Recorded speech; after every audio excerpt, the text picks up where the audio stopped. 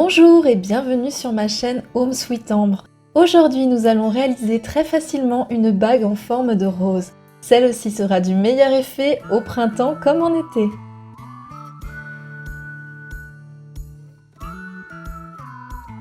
Pour commencer, nous allons utiliser notre pâte à modeler durcissante à l'air libre pour former des petites boules d'environ 1 cm de diamètre.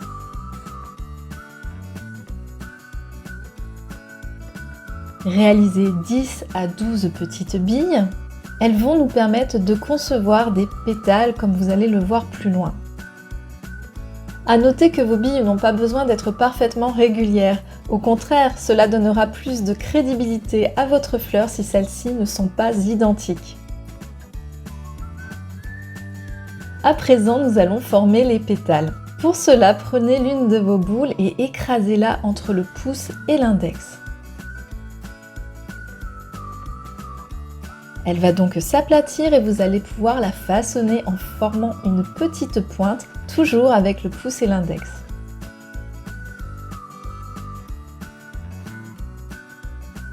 Reproduisez cela sur toutes les billes.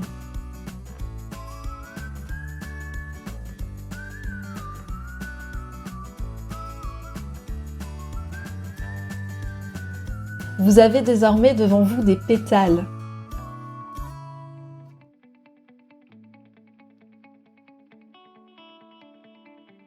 Nous allons donc former notre fleur.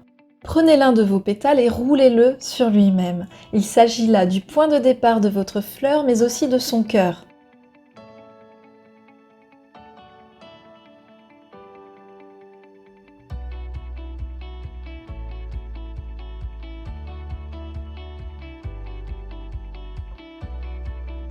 Vous allez placer au fur et à mesure, comme à l'image, vos pétales jusqu'à obtenir la forme d'une fleur.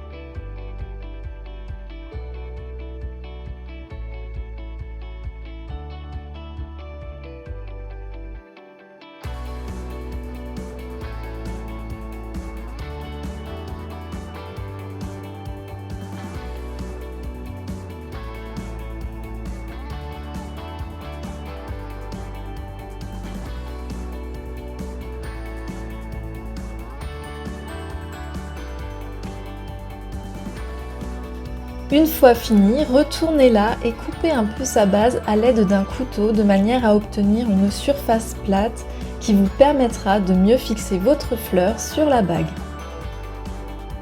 Il ne vous reste plus qu'à laisser sécher votre rose environ 24 heures selon les indications que vous trouverez sur l'emballage de votre pâte à modeler autodurcissante.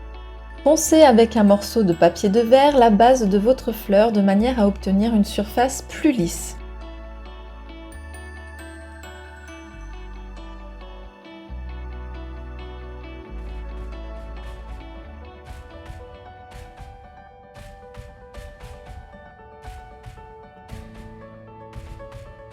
Avec de la colle à fixation forte, venez fixer votre fleur sur le support de votre bague.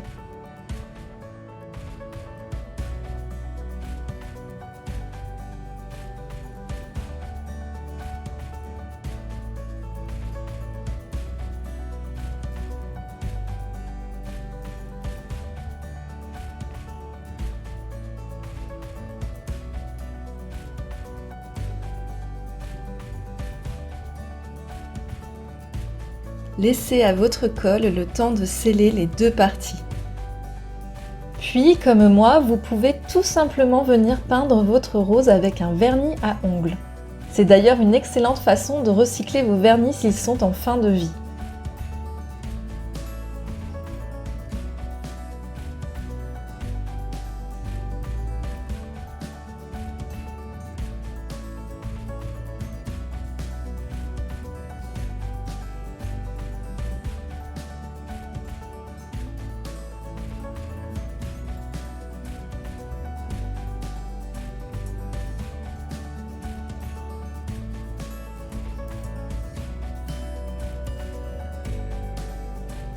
Ici aussi, un temps d'attente sera à prévoir pour que le vernis sèche.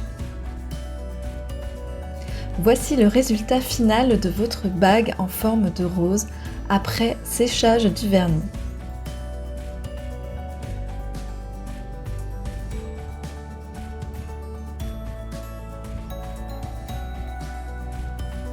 Sur ce principe, vous pouvez réaliser d'autres bijoux en changeant uniquement de support. Comme vous pouvez le voir dans l'exemple que je vous montre à l'image, j'ai utilisé une broche qui fait aussi barrette. Et j'ai repeint ma fleur avec un vernis transparent légèrement nacré.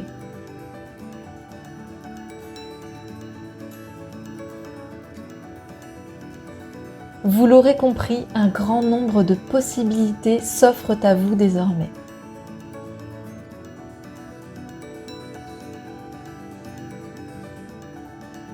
En vous remerciant de bien vouloir me soutenir en vous abonnant à ma chaîne, en partageant ou en aimant cette vidéo, je vous donne rendez-vous la semaine prochaine pour un nouveau tutoriel. En attendant et comme toujours, restez créatifs!